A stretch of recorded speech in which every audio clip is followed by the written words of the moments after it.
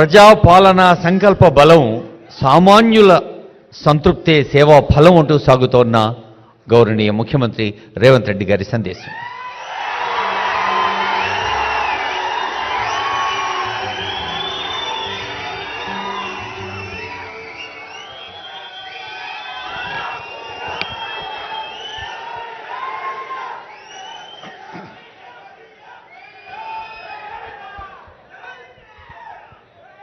సభాధ్యక్షులు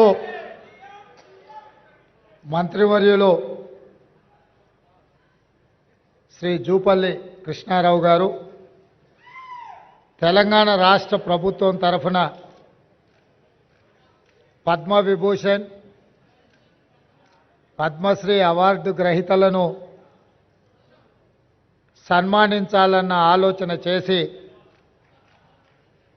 పెద్దలు వెంకయ్య నాయుడు గారితో మాట్లాడి ఈ సన్మాన కార్యక్రమాన్ని ఏర్పాటు చేయాలని ఆలోచన చేసి మా మంత్రివర్గ సహచరులతో ఉప ముఖ్యమంత్రి వర్యులు బట్టి విక్రమార్క గారితో మాట్లాడి రాష్ట్ర ప్రభుత్వం ఈ కార్యక్రమాన్ని ఏర్పాటు చేయడం జరిగింది. ఈ కార్యక్రమంలో ఉప ముఖ్యమంత్రి వర్యులు బట్టి విక్రమార్క గారు, R&B అండ్ సినిమాటోగ్రఫీ మంత్రివర్యులు కోమటిరెడ్డి వెంకటరెడ్డి గారు, రెవెన్యూ శాఖ మంత్రివర్యులు పొంగులేటి శ్రీనివాసరెడ్డి గారు, సభాధ్యక్షులు జూపల్లి కృష్ణారావు గారు ఈ కార్యక్రమంలో ముఖ్య అతిథులుగా పాల్గొని పద్మవిభూషణ్ అవార్డు గ్రహీతలు తెలుగు ప్రజలు తెలుగు మాట్లాడే భాషా ప్రాంతాలలోనే కాదు, ఢిల్లీకి వెళ్ళినప్పుడు ఏ అవసరం ఉన్నా ఎవరినైనా కలిసి తమ మనసులో మాట చెప్పుకోవాలన్నా నిలువెత్తు తెలుగు విగ్రహం ముప్పవరపు వెంకయ్య నాయుడు గారిని ఈ సందర్భంగా రాష్ట్ర ప్రభుత్వం సన్మానం చేయడం అనేది మనల్ని మనమే సన్మానం చేసుకోవడం అంత గొప్ప కార్యక్రమం. అదేవిధంగా మీ అందరి అభిమాన నాయకుడు, గొప్ప నటుడు, పున్నమి నాగు సినిమాలో నటనలో a commitment ఉండేనో Uyyalawada Narasimha Reddy cinema సందర్భంగా చేసిన నటనలో అదే కమిట్మెంట్.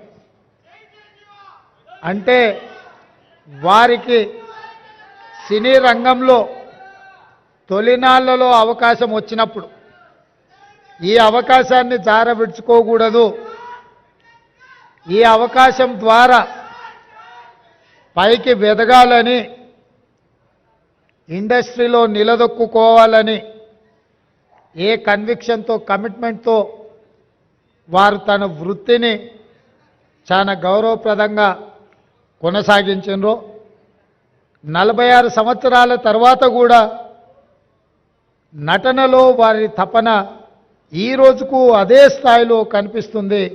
వారే మిత్రుడు చిరంజీవి గారు. నేను చాలామంది నటులు నాకు చాలామంది తెలుసు, ఎందుకంటే చాలా సంవత్సరాల నుంచి ఈ ప్రాంతంలోనే ఉండడం వల్ల 2 సినిమాలు 3 సినిమాలు హిట్ కాగానే ఇంకా వాళ్ళంత గొప్ప నటులు లేరని, వాళ్ళకి ఎవరు పోటీకి రారని భావిస్తుంటారు. కానీ 150 పైచిలకు సినిమాలలో గొప్పగా రాణించి జాతీయ స్థాయిలో అంతర్జాతీయ స్థాయిలో గుర్తింపు పొందిన చిరంజీవి గారిలో ఈ రోజుకు ఆ కమిట్మెంట్ ఉంది. ఆ కమిట్మెంటే వారిని ఇంత గొప్పగా రాణించే అవకాశం కల్పించింది. అలాంటి వారిని మా రాష్ట్ర ప్రభుత్వం సన్మానం చేయడం అనేది మా బాధ్యతగా మేము భావిస్తున్నాం. అదేవిధంగా గ్రామీణ ప్రాంతాలలో మారుమూల పల్లెల్లో పెరిగి స్థానిక కళలు వృత్తిగా మార్చుకొని వాటినే ప్రదర్శిస్తూ అందులోనే తమ జీవితాన్ని గడిపిన పద్మశ్రీ అవార్డు గ్రహీతలు వేలు ఆనందచారి గారు, శ్రీ దాసరి కొండప్ప గారు, శ్రీమతి ఉమామహేశ్వరి గారు, గడ్డం సమ్మయ్య గారు, బంజారా కెతావత్ సోమ్లాల్ గారు, శ్రీ కూరెళ్ళ విఠలాచార్య గారు, వీరందరికీ కూడా కేంద్ర ప్రభుత్వం పెద్దలు వెంకయ్య నాయుడు గారు చెప్పినట్టు మట్టిలో మాణిక్యాలను గుర్తించి వెలికితీసి సానబట్టి వాళ్ళు రాణిస్తే ఈరోజు కేంద్ర ప్రభుత్వం వాళ్ళని గుర్తించి పద్మశ్రీ అవార్డులు ఇచ్చింది. మన వాళ్ళను, మనలో ఒకరిని కేంద్ర ప్రభుత్వం గుర్తించి పద్మశ్రీ అవార్డులు ఇచ్చినప్పుడు మీ అందరి సమక్షంలో వాళ్ళని సన్మానం చేయడం రాష్ట్ర ప్రభుత్వం బాధ్యతగా భావించి ఈరోజు ఈ కార్యక్రమాన్ని ఏర్పాటు చేయడం జరిగింది. మిత్రులారా, ఈ కార్యక్రమం రాజకీయాలకు అతీతమైన కార్యక్రమం. ఈ కార్యక్రమం ఒక మంచి సాంప్రదాయాన్ని నెలకొల్పడానికి మా ప్రభుత్వం చేస్తున్న ప్రయత్నం. తెలుగువాడు ఎక్కడున్నా మనవాడే, ఏ ప్రాంతంలో ఉన్నా మనవాడే. ఈ దేశంలో హిందీ భాష తర్వాత అత్యధికంగా మాట్లాడుకునే భాష తెలుగు భాష. దేశంలో రెండవ భాష అత్యధికంగా మాట్లాడుకునే భాష తెలుగు భాష. ఇవాళ మన భాష అంతరించిపోతుందేమన్న అనుమానం వస్తున్న సందర్భం. మన కవులు, కళాకారులు గ్రామీణ ప్రాంతాలలో సాంప్రదాయబద్ధమైన ఈ వృత్తులను వదిలేస్తే చరిత్రలో కనుమరుగవుతుంది. ఇట్లాంటి కవులను, కళాకారులను, వివిధ రంగాలలో రాణించిన వాళ్ళను రాష్ట్ర కేంద్ర ప్రభుత్వాలు గుర్తించి గౌరవించి వాళ్ళకి ఈ రకమైన అవార్డులు ఇవ్వాల్సిన బాధ్యత, ఆ సాంప్రదాయాన్ని కొనసాగించాల్సిన బాధ్యత ఎన్నికైన ప్రభుత్వాల మీద ఉన్నదని నేను భావిస్తూ ఈ సాంప్రదాయాన్ని కొనసాగించాలి. అందుకే ఎక్కువ సమయం తీసుకొని వారిని సన్మానం చేసినా దానికి అర్థం ఉండదని ప్రకటించిన ఎంబడే పెద్దలు వెంకయ్య నాయుడు గారిని, చిరంజీవి గారితో మాట్లాడి ఈ కార్యక్రమాన్ని ఏర్పాటు చేసినాం. వెంకయ్య నాయుడు గారికి ఇతర కార్యక్రమాలు ఉండడం వల్ల ఉదయం 11 గంటలకే ఈ కార్యక్రమాన్ని చేపట్టాలి అని ఆలోచన చేసి మా అధికారులు, చీఫ్ సెక్రటరీ గారితో, శాంతకుమారి గారితో, ఇతర అధికారులతో మాట్లాడితే, సార్ ఉదయం అంటే అభిమానులు రారేమో, అది మీరు శిల్పకళా వేదిక అంటున్నారు, అది నిండదేమో, కొద్దిమంది వస్తారేమో, ఎలా సార్ ఈ కార్యక్రమాన్ని నన్ను అడిగారు. నేను వారికి ఒక మాట చెప్పిన, వెంకయ్య గారి పేరు, చిరంజీవి గారి పేరు మనం సన్మాన కార్యక్రమంలో పెడితే శిల్పకళా వేదిక నిండడానికి మనం ఎలాంటి శ్రమ పడాల్సిన పని లేదు, ఆందోళన పడాల్సిన పని లేదు. శిల్పకళా వేదిక నిండగా వారి అభిమానులు తప్పకుండా వస్తారు అని నేను వారికి చెప్పిన నా నమ్మకాన్ని నిలబెట్టినందుకు మిమ్మల్ని అందరినీ మనస్ఫూర్తిగా నేను మిమ్మల్ని అందరినీ అభినందిస్తున్నా. ఎందుకంటే ఈ కార్యక్రమాలు సాయంత్రం పూట పెట్టే కార్యక్రమాలు, కానీ ఉదయం 10 గంటలకే మీరందరూ వచ్చి ఈ కార్యక్రమాన్ని కల్లారా చూసి ఈ రాష్ట్ర ప్రభుత్వం చేపట్టిన కార్యక్రమాన్ని పెద్దలు వెంకయ్య నాయుడు గారు, చిరంజీవి గారు లాంటి వాళ్ళు, పద్మశ్రీ అవార్డు గ్రహీతలు వారు అభినందిస్తుంటే మా ప్రజాపాలనకు ఆశీర్వాదం పొందినట్టుగానే నేను భావిస్తున్నా. అదేవిధంగా ఒక మంచి సాంప్రదాయానికి పునాదులు వేయాలన్న మా ఆలోచనను మీరందరూ మనస్ఫూర్తిగా బలపరిచినందుకు మిమ్మల్ని అందరినీ కూడా నేను అభినందిస్తున్నా. ఈ కార్యక్రమంలో పద్మశ్రీ అవార్డు గ్రహీతలు కవులకు, కళాకారులకు జీవితంలో వయసు మీద పడ్డ తర్వాత వెనక్కి మళ్ళీ చూసుకుంటే చప్పట్లు, దుప్పట్లే మిగులుతున్నాయి తప్ప ఇంటి ఖర్చులకు కూడా వెళ్ళని అత్యంత దుర్భరమైన పరిస్థితులు గ్రామీణ ప్రాంతాల నుంచి వచ్చిన కవుల, కళాకారుల పరిస్థితి. అందుకే ఈ రాష్ట్ర ప్రభుత్వం ఆలోచన చేసి మా మంత్రివర్గ సహచరుల అనుమతితో ప్రతి ఒక్క పద్మశ్రీ అవార్డు గ్రహీతకు 25 లక్షల రూపాయల నగదు బహుమతిని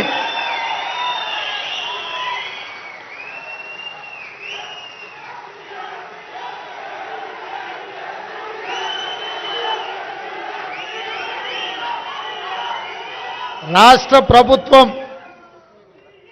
ఈ పద్మశ్రీ అవార్డు గ్రహీతలను చప్పట్లు దుప్పట్లతోనే కాదు, నగదు బహుమతి ఇవ్వడం ద్వారా జీవితాంతం ఈ కళలకే వారు అంకితం చేసి మిగతా జీవితాన్ని కూడా ఈ కళలోనే వాళ్ళు రాణించాలని మన ప్రభుత్వం, ప్రజాప్రభుత్వం 25 లక్షల రూపాయలతోటి నగదు బహుమతి వారికి ఇవ్వాలని మా ప్రభుత్వం నిర్ణయం తీసుకున్నది.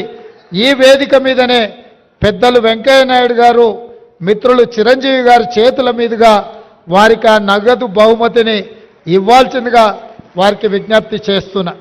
అదేవిధంగా ఈ నగదు బహుమతితో పాటు ప్రతి నెల వారి ఖర్చుల కోసం, ఎందుకంటే వైద్యము ఆరోగ్యము ఖరీదైంది, ఇంట్లో చిన్న చిన్న ఖర్చులు కూడా ఈరోజు పెరిగిపోయినాయి. అందుకే ప్రతి నెల ఈ కవులకు కళాకారులకు 25,000 రూపాయల పెన్షన్ ఇవ్వాలని కూడా ఈరోజు, ఎందుకంటే వాళ్ళు నిరుపేదలు. దాసరి కొండప్పని చూసింది కదా, మా జిల్లా వాడు, నా పక్కనే దామరగిద్ద మండలం, అత్యంత పేద కుటుంబం నుంచి వచ్చింది. వాస్తవంగా మనం ఇట్లాంటి అవార్డులు రివార్డులు ఇవ్వాలన్నా వాళ్ళు అక్కడి నుంచి ఇక్కడికి కారులోనో కావలసిన వాళ్ళని తీసుకొని ఇంత దూరం రావాలంటే కూడా తొవ్వ ఖర్చులు కూడా కష్టంగా ఉండే పరిస్థితులు. ఇట్లాంటి పరిస్థితుల్లో వీళ్లను గౌరవించడం, వారికి ప్రతి నెల 25,000 రూపాయల పెన్షన్ ఇవ్వాలన్న ఆలోచన మా పెద్దలు హనుమంతరావు గారి అనుమతితోటి వారికి ప్రతి నెల 25,000 రూపాయలు ప్రభుత్వం నుంచి పెన్షన్ లాగా వారికి ఇవ్వాలి అని చెప్పి మా ప్రభుత్వం నిర్ణయం తీసుకున్నది. మిత్రులారా, నేను ఒకే ఒక్క మాట ఈ వేదిక మీద నుంచి చెప్పదలుచుకు, సాంప్రదాయాలను గౌరవించాల్సి వచ్చినప్పుడు, మన భాషను, మన సంస్కృతిని, మన సాంప్రదాయాలను కాపాడుకోవాల్సి వచ్చినప్పుడు అన్నిటినీ పక్కన పెట్టి మనందరం ఏకం కావాల్సిన అవసరం ఉన్నది. మనం అలా కలిసిపోయి కార్యక్రమాలను చేపట్టకపోతే కాలగర్భంలో మన భాష, మన సంస్కృతి కలిసిపోయి, ఒకప్పుడు తెలుగు భాష ఉండే, ఒకప్పుడు ఇలాంటి కవులు కళాకారులు ఉండే అని లైబ్రరీలో చదువుకునే పరిస్థితులు వస్తాయి. అలాంటి పరిస్థితులు రాకుండా ఉండాలి అని అంటే రాజకీయాలకు అతీతంగా సాంప్రదాయాలను కాపాడడానికి మనమందరం కూడా కృషి చేయాల్సిన అవసరం, బాధ్యత ఉన్నది అని చెప్పి నేను భావిస్తున్నా. తప్పకుండా పెద్దలు వెంకయ్య నాయుడు గారు చెప్పకనే కొన్ని అంశాలను వారు ప్రస్తావించారు. ఎందుకంటే నేను విద్యార్థి దశ నుంచి, వారు మాకు బాగా తెలుసు, వారి దృష్టిలో విద్యార్థి దశ నుంచి నేను ఉన్నప్పటి నుంచి కూడా వారి దృష్టిలో నేను ఉన్నాను. అక్కడి నుంచి ఇక్కడి వరకు రాజకీయ పరిణామ ఎదుగుదల వారు చూస్తూనే ఉన్నారు. వారు అందరికీ చెప్పినట్టుగా వేదిక మీద ఉన్న మాకందరికి కూడా చెప్పిండని నేను భావిస్తున్న. భాష విషయంలో, భావం విషయంలో, ప్రజా సమస్యల పరిష్కారం విషయంలో, ప్రజలలో ఉండి నిత్యం ప్రజా సమస్యల మీద ప్రజల తరఫున కొట్లాడితే గుర్తింపు, గౌరవము, హోదా అనేది ఆటోమేటిక్ వస్తుందని వారు ఈ వేదిక మీద నుంచి చెప్పినరు. ఇది రాష్ట్రంలో రాజకీయాలలో రాణించాలనుకునే వాళ్ళు తప్పకుండా రాజకీయాలకు రావాలి. ఎందుకంటే ఈ రాష్ట్రాన్ని, కేంద్రాన్ని బలమైన రాష్ట్రంగా, దేశంగా నిర్మించుకోవాలి అనుకుంటే బలమైన నాయకత్వం ఉండాలి, దేశం పట్ల భక్తి ఉండాలి. రాష్ట్రం అభివృద్ధి పదం నడిపించడంలో మనందరం కలిసికట్టుగా ముందుకు వెళ్ళాలి. అట్లా చేసుకున్నప్పుడే ప్రపంచ దేశాలతో మనం పోటీ పడి దేశాన్ని అభివృద్ధి పదం వైపు నడిపించే అవకాశం ఉంటుంది.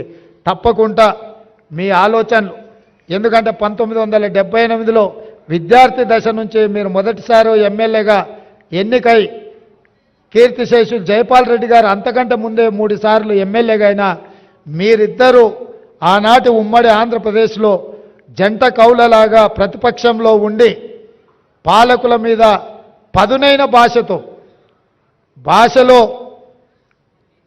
పదును ఉండాలి, సమస్యను సృష్టించే విధంగా ఉండాలి.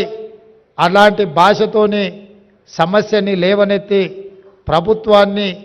ప్రభుత్వం యొక్క ఆలోచన విధానంలో మార్పు తీసుకురావడానికి ఆ రోజు మీరు ఈ కార్యక్రమం మొదలుపెట్టి అక్కడి నుంచి ఉపరాష్ట్రపతి వరకు మీరు ఎదిగినరు.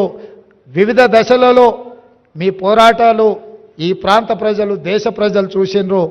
ఒక్క విషయం నేను మిత్రులకు చెప్పదలుచుకున్నా, నాకు తెలిసి దేశం నలుమూలల రోడ్డు మీద ప్రయాణం చేసి ఎక్కువ సభలలో పాల్గొన్న నాయకులను ఒకవేళ లెక్కిస్తే వెంకయ్య నాయుడు గారే ముందు వరుసలో ఉంటారు, మొదట ఉంటారని నేను భావిస్తున్నా. వారు జీవితంలో ఏ ఒక్క రోజు కూడా విశ్రాంతి తీసుకున్నట్టు నాకు తెలియదు. దేశం నలుమూలల ప్రజా సమస్యల మీద వారు ఎన్ని వందల కిలోమీటర్లున్న రోడ్డు ప్రయాణం చేసి తప్పకుండా కార్యక్రమాలను పిలిచిన ప్రతి కార్యక్రమానికి సమయానికి హాజరవ్వాలన్న ఆలోచనతోటి వారు సేవలు అందించినరు. వారు ఈ దేశానికి రాష్ట్రపతి అవుతారని నేను భావించిన. భవిష్యత్తులో ఆయన ఉపరాష్ట్రపతి తర్వాత రెండవ తెలుగువాడుగా ఆనాడు నీలం సంజీవరెడ్డి గారు రాష్ట్రపతి అయినరు. వెంకయ్య నాయుడు గారు కూడా ఈ దేశానికి రాష్ట్రపతికి ఎదగాల్సిన అన్ని అర్హతలు ఉన్నాయి. తప్పకుండా వారికి అవకాశం వస్తుందని నేను భావిస్తున్నా, రావాలని నేను కోరుకుంటున్నా. ఎందుకంటే ఢిల్లీలో మన తెలుగు వాళ్ళ లీడర్షిప్ అనేది కొంత తగ్గినట్టుగా కనిపిస్తుంది. ఎందుకంటే పార్లమెంట్ సభ్యులు చాలామంది వ్యాపకాలు ఉన్నోళ్ళు ఎక్కువ మంది వస్తుండ్రు. ప్రజా సమస్యల మీద అవగాహన ఉండి అవసరం అనుకుంటే జాతీయ స్థాయిలో ఇతర నాయకులనైనా పిలిపించి మాట్లాడగలిగిన శక్తి సామర్థ్యాలు ఉన్న నాయకత్వం తగ్గుతున్నట్టుగా కనిపిస్తుంది. రేపు జరగబోయే పార్లమెంట్ ఎన్నికల్లో అలాంటి నాయకత్వాన్ని ఎన్నుకుంటే ఢిల్లీలో మన వాళ్ళు ఎవరైనా వెళ్తే పార్టీలకు అతీతంగా ఏదైనా సమస్య తీసుకొని వెళ్ళినప్పుడు చెప్పగలిగి మాట్లాడగలిగిన నాయకత్వం ఉండడం అవసరం ఉంది. రాబోయే పార్లమెంట్ ఎన్నికల్లో అలాంటి నాయకులను గెలిపించాల్సిందిగా కోరుకుంటూ మీ అందరి దగ్గర సెలవు తీసుకుంటున్నా. ధన్యవాదాలు మిత్రులారా.